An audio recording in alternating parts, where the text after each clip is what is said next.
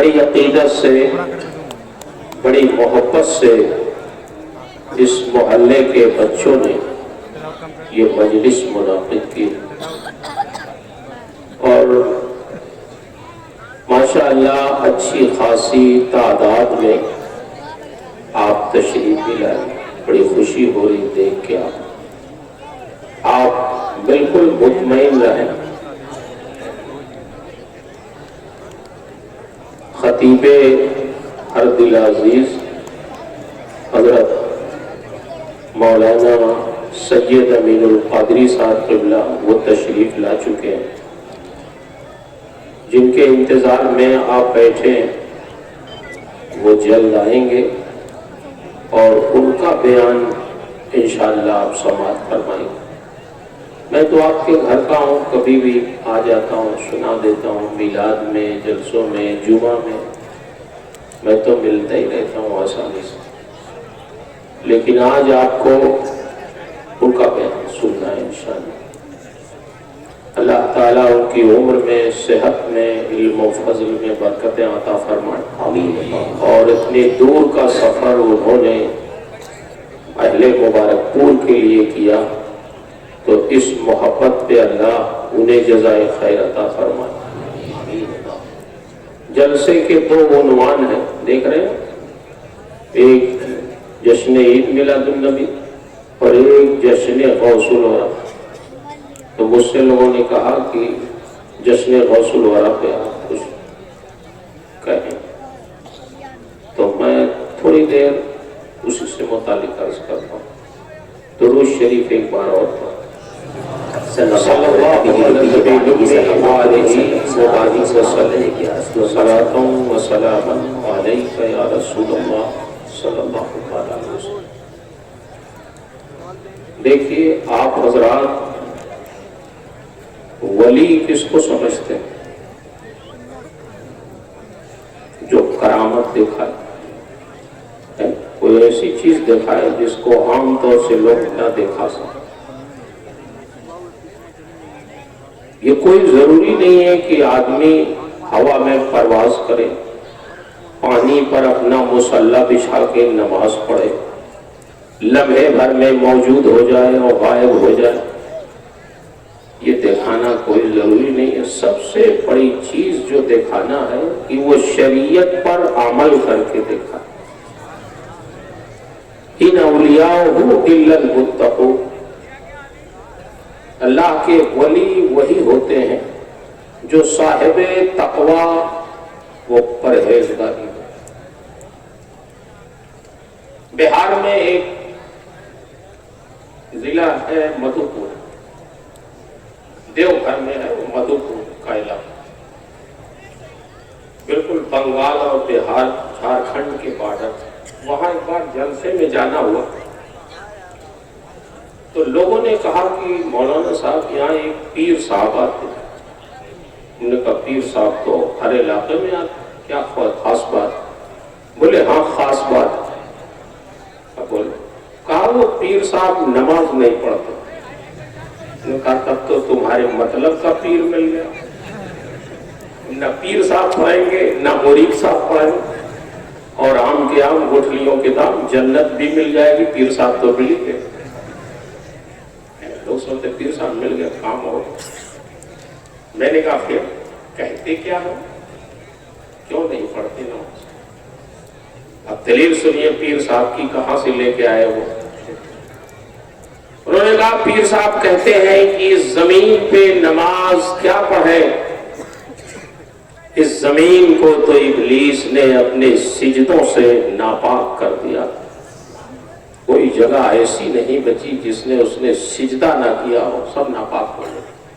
اب ہماری نماز وہاں نہیں ہوتی. اچھا دلیل تو بڑی بھاری بھرکم لے کے آئے گی. میں نے کہا پھر جواب کیا دیتے ہو؟ تو بولی ہی نہیں. پھر میں نے کہا گنوارو، اب کیا ایسے پیر کے لیے کسی مناظر اہل سنت کی ضرورت پڑے؟ کسی مناظر کی ضرورت ہے؟ کسی عالم کی ضرورت؟ کسی مفتی کی ضرورت؟ نہیں. اس کا جواب تو تم لوگ بھی دے سکتے ہو. میں اس لیے عرض کرتا ہوں کبھی ایسے پیر ٹکرا جائے تو جواب دے دینا. ان سے. میں نے کہا یہ کہہ دو کہ پیر صاحب آپ کے لیے یہ زمین ناپاک ہو گئی ہے.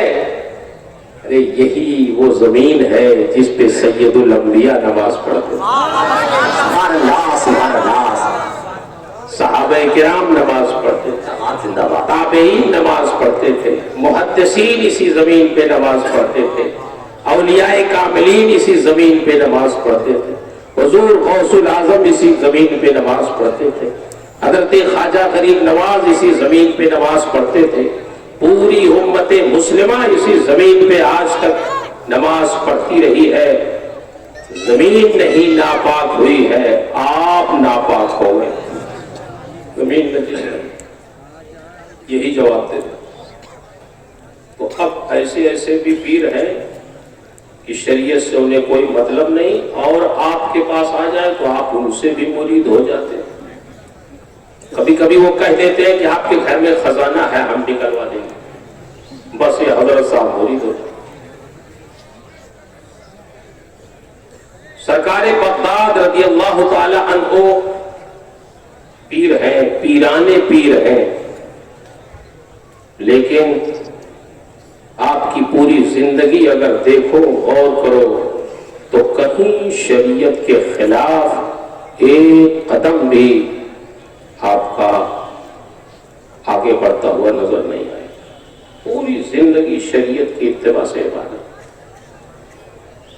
سرکار بغداد رضی اللہ تعالیٰ عنہ کی زبان میں اسی لیے اللہ نے ایسا اثر دیا تھا کہ آپ کے جلسے میں کتنے لوگ ہوتے, آج اس جلسے میں کتنے لوگ ہوں گے بتائیے؟ چند ہزار ہو, زیادہ سے. اس کے لیے پوسٹر چھاپا گیا, اعلان کیا گیا, پھر سید امین القادری صاحب قبلہ کا نام استعمال کیا گیا, تب آپ لوگ اکٹھا ہوئے. اور سرکار بغداد کی مجلس کے لیے کوئی پوسٹر شائع نہیں ہوتا, سبحان اللہ, کوئی اعلان نہیں ہوتا, اور ان کی مجلس میں 70,000 کا مجمع ہوتا. 70,000. کتنے لوگ بے ہوش ہو جاتے آپ کی تقریر سن کر, کتنے لوگ جان بحق ہو جاتے. اور ایسا اثر, اللہ اکبر, ظاہر ہے اثر ہونا, اور ہم لوگ تو رات بھر چیختے چلاتے رہے, کوئی اثر نہیں. اس لیے کہ اب تو ہماری تقریریں بھی کمرشیل ہو گئی, کاروباری ہو گئی. نعت بھی کمرشیل, تقریر بھی کمرشیل. 50,000 کی تقریر, 25,000 کی تقریر, 10,000 کی تقریر, 15,000 کی تقریر, ایسے ہی شاعر کی نعت. تو ظاہر بات ہے جس مقصد کے لیے تقریر ہو رہی ہے وہ مقصد پورا ہو رہا, اثر چاہے ہو چاہے. سرکار بغداد رضی اللہ تعالی عنہ کی تقریر کا اثر یہ تھا کہ امام ابن جوزی جیسے لوگ آپ کی مجلس میں بیٹھے. وہ امام ابن جوزی جنہوں نے اپنے بھانجے سے ایک بار کہا, یہ میرا ہاتھ دیکھ رہے ہو, اس پہ 20,000 غیر مسلموں نے اسلام قبول کیا. سبحان اللہ. یہ امام 80,000 گنہگار مسلمانوں نے اس ہاتھ پہ توبہ کیا, اور 2,000 کتابیں میں نے اپنے ان انگلیوں سے تحریر کیا. یہ امام ابن جوزی فرماتے. اور محبت ایسی کہ جب ان کے انتقال کا وقت قریب آیا تو اپنے عقیدت مندوں کو بلایا, فرمایا میری زبان سے قریب کر دو اپنے کان, مجھے کچھ وصیت کرنی ہے. لوگوں نے قریب کر دیا, فرمایا, عرض کیا کیا کہنا چاہتے بتائیے. سنو, اب میری موت کا وقت قریب ہے, کچھ تم سے پوچھنا چاہتا. لوگوں نے کہا حضور فرمائیں کیا پوچھنا چاہتے. کہا یہ بتاؤ جب میرا انتقال ہو جائے تو میرے غسل کا پانی تم کون سی لکڑی جلا کے گرم کرو گے یہ مجھے بتاؤ۔ لوگوں نے کہا حضور ابھی تو ہم نے سوچا بھی نہیں، آپ کی زندگی میں کیا سوچے، ابھی تو آپ زندہ، آپ کی کوئی خواہش ہو تو آپ بتائیں۔ انہوں نے کہا ہاں اسی لیے تو میں وصیت کر رہا ہوں۔ سنو، جب میرا انتقال ہو جائے تو میرے غسل کا پانی گرم کرنے کے لیے کہیں سے اور کوئی لکڑی تلاشنے کی ضرورت نہیں ہے، میں نے اس کا انتظام پہلے ہی سے کر لیا۔ سبحان اللہ سبحان اللہ۔ وہ قلم جس سے میں نے نبی کریم صلی اللہ علیہ وسلم کی احادیث کریمہ لکھی ہے، اس کے تراشنے میں جو برادے گرے ہیں وہ زندگی بھر کے برادے میں نے بڑی حفاظت سے رکھے ہیں۔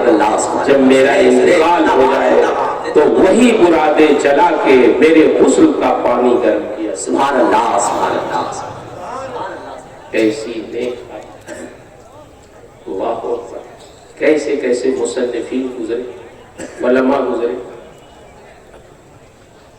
اور سنو، چند لوگ چھری لے کے بیٹھ جائیں گے، وہ قلم جس سے میں نے اپنے نبی کی احادیث کریمہ لکھی ہے، کتابیں دینی تحریر کی ہیں، وہ تمام قلم بھی میں نے حفاظت سے رکھے ہیں۔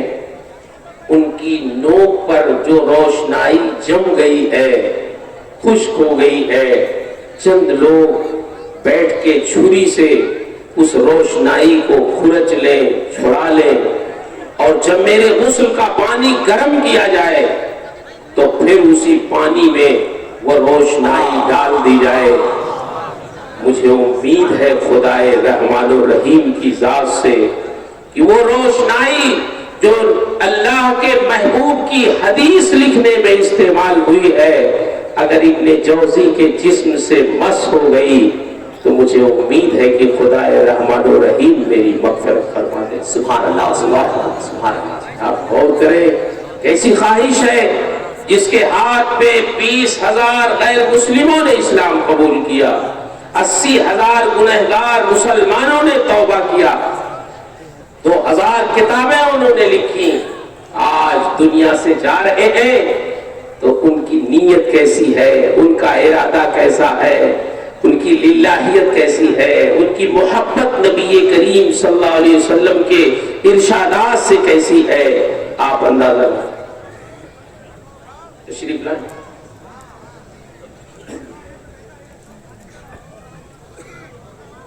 تشریف لائیں، آئیے آئیے، تقریب تو ہوگی، سامعین نہیں ہے، سامعین تو بہت پہلے سے آ گئے، یہ پشت پناہی فرمانے والے علماء کرام۔ دیکھیے جامعہ اشرفیہ کے اساتذہ کرام، محدث وقت حضرت علامہ صدر الراء صاحب قبلہ اور محب گرامی اوقات حضرت علامہ مفتی زاہد علی صاحب قبلہ، ہمارے مخلص دیرینہ حضرت مفتی محمد نسیم صاحب قبلہ، سب حضرات تشریف لے آئے ہیں۔ اگر یہ تقریر سن لیں ہماری اور کچھ بولیں نا اس پہ تو ہم سمجھیں گے کہ یہ ہماری بہت بڑی کامیابی۔ سبحان اللہ سبحان اللہ۔ مطلب وہی ماشاءاللہ، توجہ ہے حضرات۔ میں ذکر کر رہا تھا امام ابن جوزی جیسے لوگ جنہوں نے 2,000 کتابیں، ادھر دیکھیے آپ، ادھر دیکھیے، ادھر دیکھیے، بڑی مخلصانہ زندگی انہوں نے گزاری، ایسے بڑے بڑے عالم، حضور غوث پاک رضی اللہ تعالی عنہ کی مجلس میں تشریف فرما ہو، کیا بات، اب کوئی جان ارے یار بیٹھو، کہاں تم لوگ بھی کرتا ہے، آدمی نہیں دیکھو، مبارک پور کے ہو یہاں تو ماشاءاللہ علماء آتے جاتے رہے، بیٹھو غور سے سنو۔ مجمع چاہے چھوٹا ہو چاہے بڑا، لیکن غور سے اگر سنے گا نہیں تو پھر مزہ نہیں۔ میں جب چھوٹا تھا تو ہمارا ڈوبھا میں اجمل صاحب آئے تھے، تو مجمع میں کچھ شور ہونے لگا تو انہوں نے ایک شعر پڑھا، کہ بزم سخن میں شور قیامت برپا ہوتے ہی شاعر کو احساس جہنم ہونے لگتا.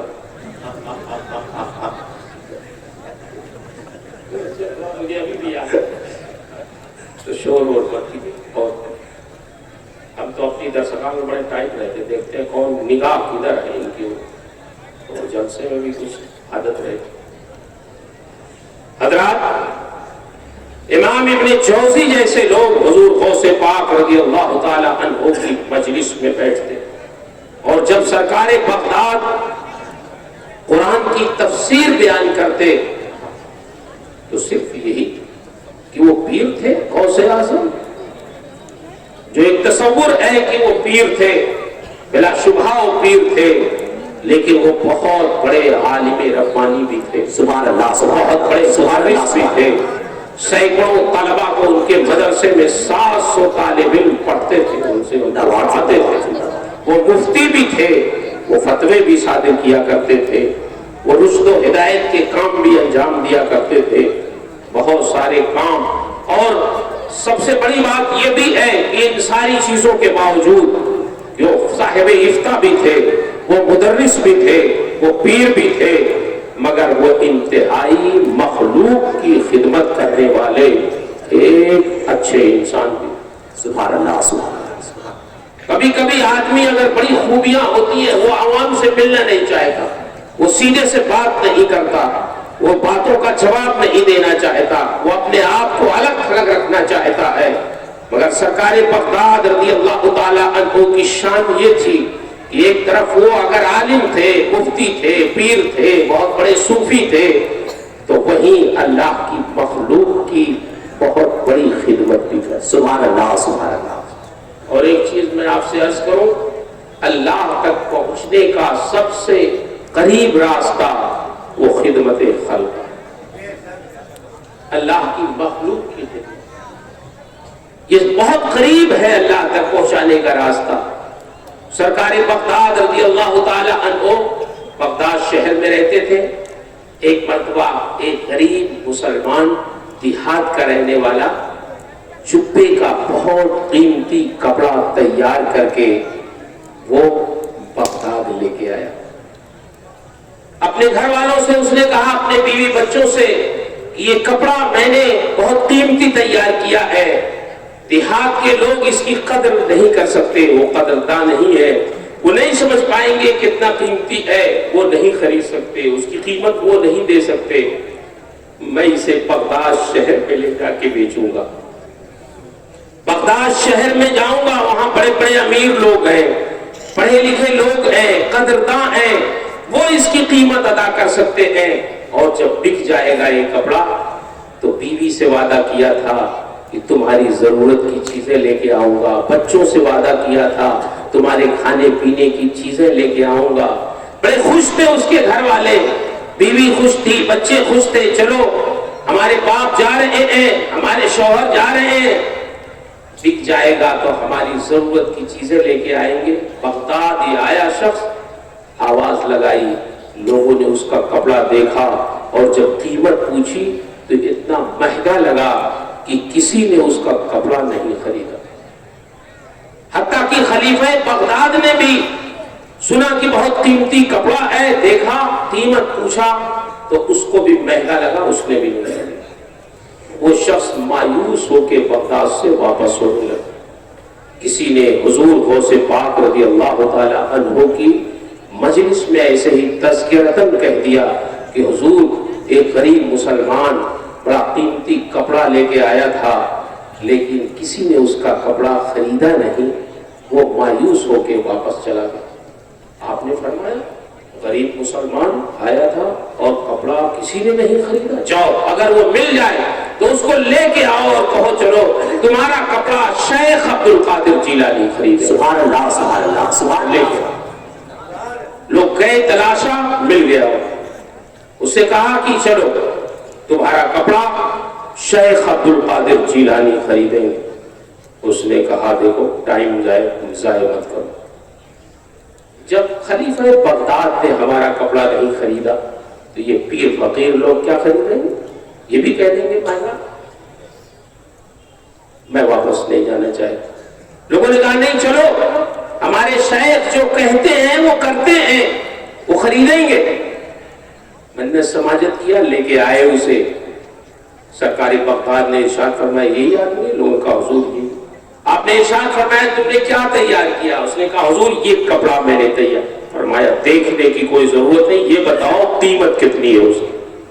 اس نے قیمت بتائی، سرکاری بغداد نے اس کو قیمت دیا، فرمایا کپڑا رکھ دو، رکھا، چلا گیا۔ حضور غوث پاک نے وہ کپڑا دیکھا بھی نہیں، نگاہ ڈال کے اس کو پیسے دے دیے، وہ چلا گیا۔ پورے بغداد میں شور ہو گیا کہ جو کپڑا کوئی نہیں خرید سکا اس کو شیخ عبد القادر جیلانی نے خرید لیا۔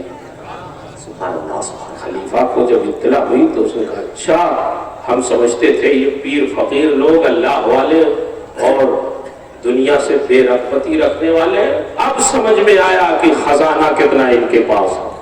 جو کپڑا خلیفہ نہیں خرید پاتا اس کو یہ پیر فقیر لوگ خریدتے۔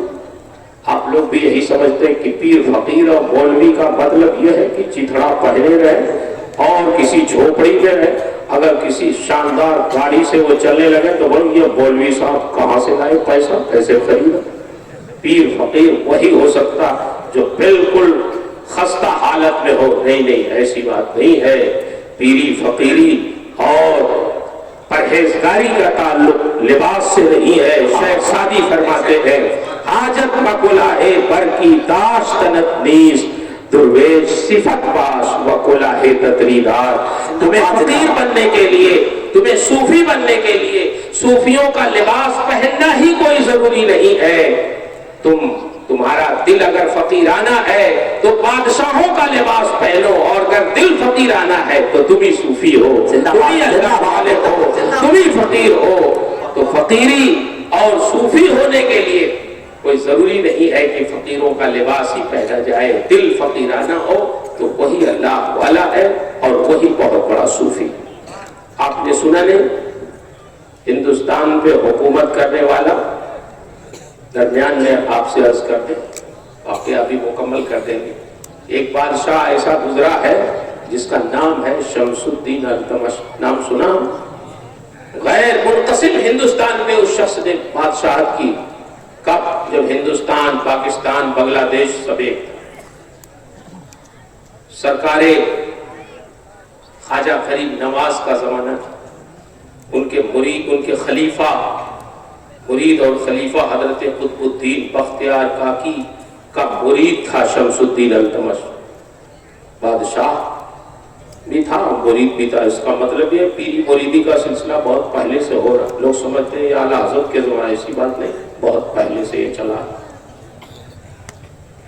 جب حضرت خواجہ قطب الدین بختیار کاکی کا وصال ہوا اور ان کا وصیت نامہ پڑھا گیا تو اس وصیت نامے میں لکھا تھا میری نماز جنازہ وہ خوش نصیب مسلمان پڑھائے گا جس کی عصر کی سنتیں نہ قضا ہوئی ہو، نماز کی تکبیر اولا نہ فوت ہوئی۔ سبحان اللہ، سبحان اللہ، کتنا سخت وصیت نامہ۔ نماز کی تکبیر اولا نہ چھوٹنے کا مطلب جماعت سے کوئی رکعت اس کی نہ چھوٹی، سنت غیر موقدہ ہے عصر کی، وہ نہ چھوٹی ہو۔ جب یہ وصیت نامہ پڑھا گیا تو لوگوں کے ہوش اڑ گئے، حضور آپ تو چلے گئے مگر ہمیں آپ نے دقت میں ڈال دیا۔ یہ صحابہ کا زمانہ نہیں ہے، یہ تابعین کا زمانہ نہیں ہے، یہاں کون ایسا ملے گا جس کی عصر کی سنتیں نہ قضا ہوئی ہو، نماز کی تکبیر اولا نہ فوت ہوئی ہو؟ کون ملے گا جو آپ کی نماز جنازہ پڑھائے؟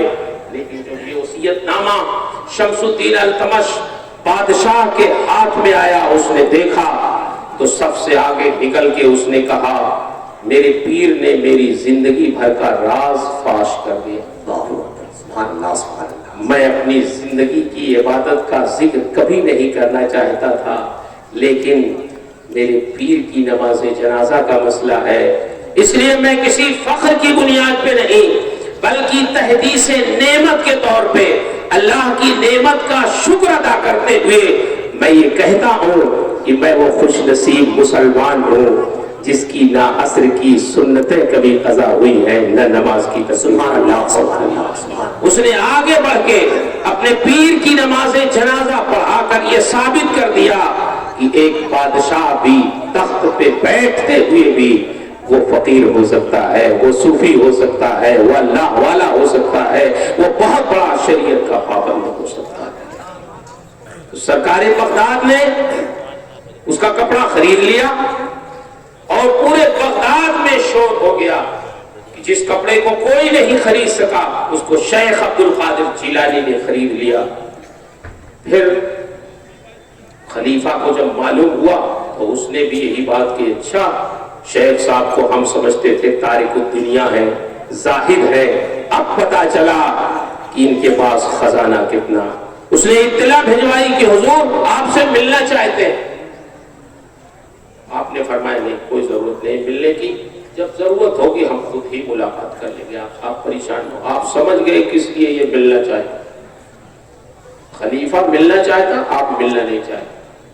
آج اگر کوئی بادشاہ کو جانے لیجیے، کوئی وزیر اگر کسی ریاست کا، کسی اسٹیٹ کا، کسی صوبے کا ہمارے پاس اطلاع بھیجوا دے کہ مولانا صاحب آپ سے ہم ملنا چاہتے ہیں، تو خوشی سے رات بھر نیند نہیں آئی کہ کب آ جائے ملاقات ہو جائے، اور جب اخبار میں وہ چھپ جائے فوٹو ہمارا تو جیب میں لیے گھومتے رہیں گے، یہ دیکھیے حضرت صاحب کس کے ساتھ بیٹھے، بولے ہو رہا نہیں ہو رہا ہے۔ مگر جو اللہ والے ہیں ان کو اس سے مطلب کوئی حرص نہیں، کوئی تما نہیں۔ خلیفہ ہارون رشید حج کرنے گیا، اور جب حج کرنے گیا تو اس کو معلوم ہوا کہ فضیل بن عیاض تشریف لائے ہوئے حج کے لیے، تو اطلاع بھجوائی کہ حضور میں ملنا چاہتا ہوں، آپ سے ملنا چاہتا ہوں۔ خادم گیا اجازت لینے کی، حضور خلیفہ ہارون رشید آپ سے ملنا چاہے۔ آپ نے ارشاد فرمایا خلیفہ کو مجھ سے کیا کام ہے، حج کرنے آئے ہیں اپنا حج کریں، مجھے بھی حج کرنے میں وقت ضائع مت کریں، جاؤ کہہ دو اجازت نہیں دی۔ ہارون رشید نے کہا بغیر اجازت مجھے ان سے ملنا۔ رات کے تاریکی میں سناٹے میں ہارون رشید گئے اپنے خادموں کو کے ساتھ، پوچھا کہاں ہے حجرہ ان کا، بتائیے یہ ہے حجرہ۔ دروازہ کھٹکھٹایا، آواز آئی کون، کہا ہارون رشید۔ انہوں نے بس فوراً چراغ بجھا دیا، انہوں نے دروازے کو دھکا دیا، اندر گئے تو ان کو ٹٹول کے نکالا، وہ ملنا نہیں چاہتے، چراغ جلایا، کہا حضور کیا بات ہے، آپ ہم سے ملنا نہیں چاہتے، اگر آپ ہمیں نصیحت نہیں کریں گے تو ہم خدمت کیسے کریں گے، لوگ کچھ نصیحت کر دیجیے۔ فرمایا اچھا بیٹھو۔ تقریباً 1 گھنٹے تک وہ آپ کو نصیحت کرتے رہے، پھر فرمایا اچھا جاؤ اور وقت ضائع نہ کرو، نہ اپنا نہ میرا۔ ہارون رشید اٹھتے انہوں نے ان کی زبان سے نکلا کہ حضور ہمارے لائق کوئی کام، فرمایا 1 گھنٹے تک نصیحت کیا، کچھ اثر نہیں پڑا تمہارے اوپر، ہم فقیروں کو تم سے کیا کہا، سبحان اللہ سبحان اللہ، چلو جاؤ یہاں سے۔ مجھے یاد آئی یہ بات، ففون شریف میں ایک بزرگ تھے حضرت سید اکبر، تو اس زمانے میں جب وہ ملائم سنگھ یہاں چیف منسٹر، تو اسی علاقے کی بات اور یہ دعوت، تو یہ اس خانقاہ میں ملنے جانا چاہ رہے، تو کچھ ان کے سید اکبر میاں صاحب قبلہ علیہ رحمہ، ابھی وصال ہو گیا ان کا، کہیں کہ حضور وہ ملائم سنگھ آ رہا، تو آپ اپنا وہ جو زمین کا مقدمہ چل رہا ہے خانقاہ کی، اس کا مسئلہ حل کروا لیجیے، اچھا موقع۔ تو انہوں نے جو جواب دیا، انہوں نے کہا یار تم لوگ بھی عجیب آدمی، وہ تو ایک دنیا دار آدمی میرے پاس آ رہا ہے کہ یہ پیر فقیر ہے، یہ دعا کر دیں گے تو میری مشکل حل ہو جائے، اور میں یہ کہوں کہ میری مشکل تم حل کر دو، یہ تو سب الٹا ہو۔ زندہ باد سبحان اللہ سبحان اللہ۔ تو میرے پاس اس لیے آ رہا ہے کہ یہ پیر فقیر آدمی یہ دعا کر دیں گے مسئلہ حل ہوگا۔ اب یہی ہو رہا، اب ہماری خانقاہوں کے جھگڑے دوسرے لوگ ایسے جن کو نصیحت کی وہ حل کرتے ہیں، داروغہ صاحب حل کرتے ہیں، ڈی ایم صاحب حل کرتے ہیں، ڈی ایم صاحب ایس پی صاحب وہ حل کرتے ہیں، ہماری خانقاہوں کے جھگڑے جو خانقاہی لوگ سب کے جھگڑے حل کرتے ہیں۔ میں عرض کر رہا تھا کہ سرکار بغداد نے ارشاد فرمایا کسی موقع پہ ہم خود مل لیں گے، آپ پریشان نہ۔ جو کپڑا خریدا تھا اس کو ٹیلر کو بلایا، فرمایا اس کا جبہ لے جا کے سلو۔ وہ گیا جبہ لے کے، جب سلنے لگا تو آستین کا کپڑا کچھ کم پڑ گیا۔ اس نے اطلاع بھجوائی حضور غوث الاعظم کے پاس، حضور آپ کے جبے کی آستین کا کپڑا کم ہو گیا، تھوڑا سا کپڑا اسی میں کا اور منگوا دے تو جبہ شاندار ہو جائے۔ آپ نے فرمایا وہ تو اتحاد سے ایک مسلمان لایا تھا بیچنے، ہم نے خرید لیا۔ نعرے تکبیر، نعرے رسالت، علماء اہل سنت، مشائخ اہل سنت، علامہ مفتی نظام الدین صاحب قبلہ صدر مجلس، نعرے تکبیر، نعرے رسالت۔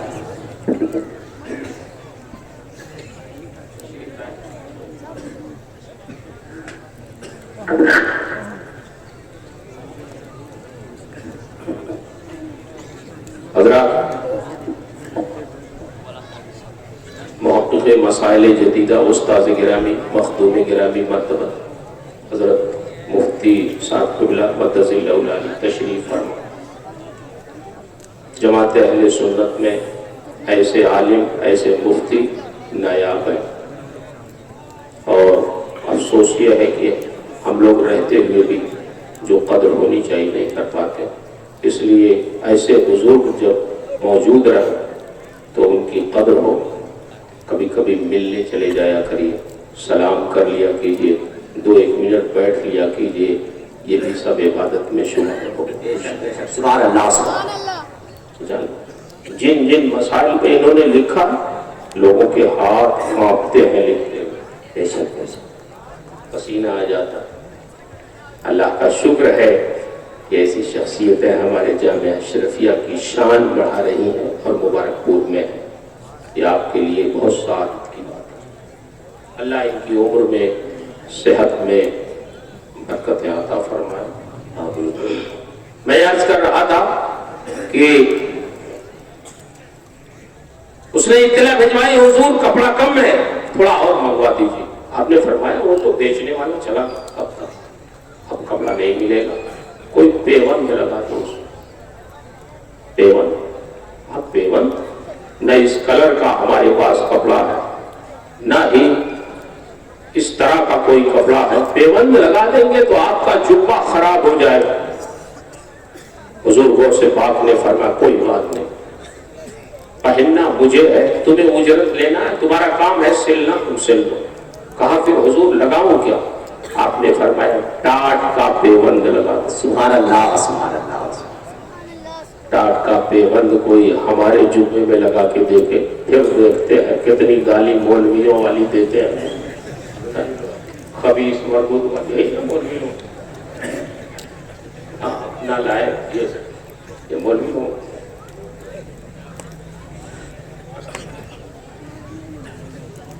سرکار بغداد نے ارشاد فرمایا تمہارا کام سلنا ہے تم سل دو، پہننا تو میرا کام ہے میں پہن لوں گا۔ اس نے سل دیا، اپنی مزدوری لے لی، آپ نے پہنا اسے اور پہن کے پھر خلیفہ بغداد کے وہاں گئے۔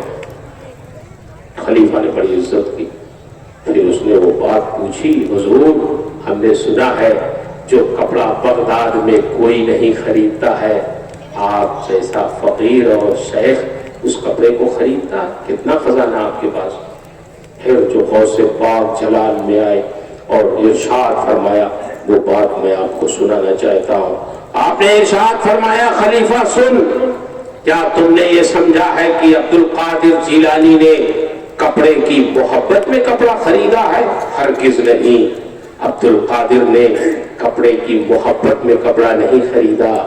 تمہیں نہیں معلوم، ایک غریب مسلمان ایک دیہات میں رہ کے بہت قیمتی کپڑا اس نے تیار کیا تھا، اور جب وہ بغداد کے لیے سفر کیا تھا، وہ اپنے گھر سے نکل رہا تھا، تو اس نے اپنے گھر والوں سے، بیوی بچوں سے وعدہ کیا تھا کہ یہ کپڑا بک جائے گا تو میں تمہارے لیے ضرورت کی چیزیں خرید کے لاؤں گا اور استعمال کی کھانے پینے کی چیزیں خرید کے لاؤں گا، اس کے گھر والے بہت خوش تھے، انتظار میں تھے، بچے خوش تھے کہ میرا باپ آئے گا، میری ضرورت کی چیزیں لائے گا، بیوی خوش تھی میرا شوہر آئے گا، بہت کچھ لے کے آئے گا۔ جب تم لوگوں میں سے کسی نے نہیں خریدا اور مایوس وہ واپس جانے لگا اور میں نے سنا تو پھر مجھ سے رہا نہیں گیا، میں نے کپڑے کی محبت میں کپڑا نہیں خریدا بلکہ ایک مسلمان کی دلجوئی میں میں نے کپڑا خریدا۔ صرف اس لیے میں نے کپڑا خریدا کہ کہیں ایسا نہ ہو کہ جب وہ واپس مایوس جائے تو اس کے گھر والوں کا شیشے دل پارا پارا ہو جائے، وہ مایوس ہو جائے۔ بس میں نے ان کی دلجوئی میں کپڑا خرید لیا۔ اور اگر تمہیں یقین نہ ہو تو یہ عبد القادر کی آستین تم دیکھ لو، فقیر کے نزدیک جو حیثیت ٹاٹ کی ہے وہی حیثیت کپڑے کی ہے۔ میرے نزدیک دونوں برابر ہیں، ان میں سے کوئی زیادہ اہمیت نہیں رکھتا ہے۔ میں نے کپڑے کی محبت میں کپڑا نہیں خریدا، میں نے تو خریدتے وقت اس کو دیکھا بھی نہیں وہ کیسا ہے، صرف ایک مسلمان کی دلجوئی میں میں نے خریدا۔ ہمارے بزرگان دین اللہ کی مخلوق کی خدمت کو اپنا اوڑھنا بچھونا سمجھتے تھے، جہاں جیسی ضرورت پڑتی مخلوق کی خدمت کرتے۔ یہی وجہ ہے کہ بزرگوں میں خاص کر سلسلے نقش بندیہ میں تو یہ معمول تھا کہ جو بھی اپنے پیر سے ملے وہ نذرانہ دے۔ آپ کہیں گے مولوی صاحب نے گھما پھرا کے پھر نذرانے کی بات شروع کر، اگر سنو اور اس سلسلے میں یہ تھا دستور کہ جو بھی آئے پیر صاحب سے سلام کرے تو نذرانہ دے، مگر اب غریب اگر آئے تو کیسے نذرانہ بولیے، وہ کیا دے، اس کے پاس تو کچھ نہیں۔ تو دستور یہ تھا کہ امیر آئیں تو سلام کریں نذرانہ دیں، اور غریب جب آئیں تو اگر ان کے پاس کچھ نہیں ہے تو پیر صاحب سے سلام کرتے وقت ہاتھ میں ہری پتی لے کے سلام کریں۔ تو پیر صاحب سے لوگ سلام کرتے، امیر آتے نذرانہ دیتے، پیر صاحب رکھ دیتے، اور جب کوئی غریب آتا وہ دیکھتے کہ اس کے ہاتھ میں تو پتی ہے، بس پیر صاحب سمجھ جاتے یہ غریب ہے، بس وہی نذرانہ اٹھا کے اس کے ہاتھ سے ادھر سے آیا ادھر چلا، تما مت کر، منع مت کر، جمع مت، نہ لالچ رکھ کے کوئی دے، اور اگر کوئی دے تو روکو بھی نہ، اور جب آ جائے تو پھر جمع نہ کرو، اسے دے دیا کر۔ سبحان اللہ۔ اسی لیے وہ لیتے تھے اور اپنا محل بنانے کے لیے نہیں لیتے تھے۔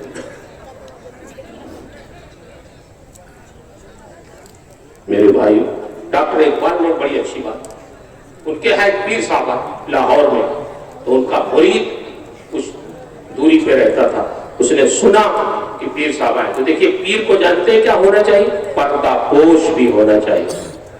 کیا ہونا چاہیے؟ پردہ پوش، کیونکہ مرید اگر کسی سے اپنی ضرورت نہیں بیان کرتا تو وہ پیر صاحب سے بیان کرتا۔ حضور بہت قرضدار ہو گیا، بیٹی شادی کے لائق ہو گئی، کوئی رشتہ نہیں مل رہا، یہ اپنا دکھڑا پیر سے سناتا اور کسی سے نہیں کہتا۔ تو پیر کو پردہ پوشی کرنی چاہیے، ادھر ادھر بانٹے نہ کہ فلاں صاحب بڑے قرضدار ہو، ایسا نہیں۔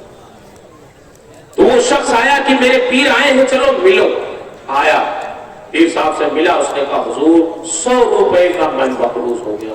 اس زمانے میں 100 روپے کا مقروض ہونا بہت بڑی بات۔ پھر اپنا ٹکڑا سنایا، حضور مقروض بھی ہوں، بچی بھی بڑی ہو گئی ہے، شادی کے لائق ہو گئی ہے، کوئی انتظام نہیں ہے، دعا فرما دے اس کو۔ پیر صاحب نے دعا کیا، مرید چلنے لگا تو 10 کا نوٹ اپنی جیب سے نکالا اور پیر صاحب کو دیا، سلام کیا، چلا گیا۔ تو ڈاکٹر اقبال ہنسنے لگے۔ جب وہ چلا گیا تو پیر صاحب نے پوچھا ڈاکٹر صاحب کیوں ہنس رہے تھے؟ بولا حضور ہنس رہا تھا آپ کی دعا بہت جلدی قبول ہو۔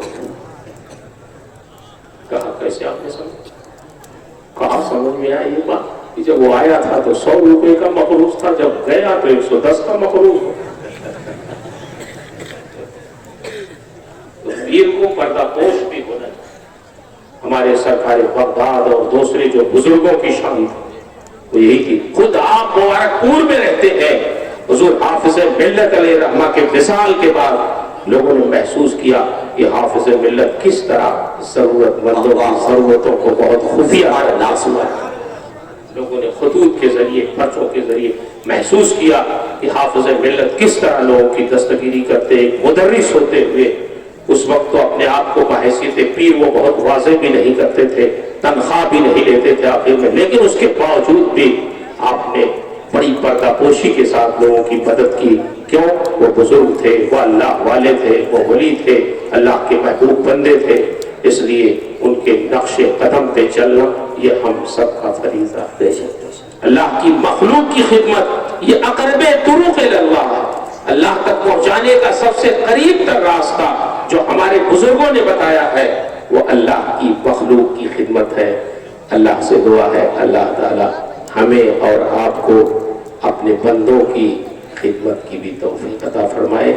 جہاں اپنے فرائض کی توفیق عطا فرمائے وہیں خدمت خلق کا جذبہ بھی عطا فرمائے. سرکار بغداد کے غلاموں میں شامل فرمائے. اور آج کی اس مجلس میں جتنے لوگ بھی شریک ہوئے، بالخصوص ہمارے علماء، ہمارے مشائخ، ہمارے ائمہ اور آپ تمام حضرات، ہم سب کے یہاں سے اٹھنے سے پہلے اللہ ہم سب کی مغفرت فرمائے. جس محبت سے ہمارے اس محلے کے بچوں نے اس مجلس کا انعقاد کیا ہے، اللہ تعالیٰ ان بچوں کو بھی نیک بنائے، شریعت مصطفی پر انہیں عمل کرنے کی توفیق عطا فرمائے. یہ جلسہ اللہ کی بارگاہ میں مقبول ہو اور اس کے اثرات ہمارے نوجوانوں پر، ہمارے جوانوں پر ظاہر ہو اور یہ باعمل بنے. حضرت سید امین القادری صاحب اتنی دور سے تشریف لائے، وہ ہمارے معزز مہمان ہیں، پورے مبارک پور کے مہمان ہیں. ان کا آنا مبارک ہو. اللہ ان کی زبان میں تاثیر عطا فرمائے. اور آپ ان کی محبت میں آئے ہیں تو اللہ اس محبت کی جزائے خیر عطا فرمائے. میں نے اپنی مختصر سے اس تقریر میں واعظ میں جو کچھ بھی عرض کیا، اس میں جو حق ہے، جو ثواب ہے، جو صحیح ہے، وہ سب میرے رب کی طرف سے ہے. اور اس میں بیان میں، تعبیر میں، خود سمجھنے اور سمجھانے میں جو کچھ بھی غلطیاں ہیں وہ اس گنہگار کی طرف سے ہیں. اللہ مجھے حق کہنے، حق سنانے، خود حق پہ عمل کرنے اور حق کی نشر و اشاعت کی توفیق عطا فرمائے. استغفر اللہ ربی من کل ذنب واتوب الیہ. السلام علیکم.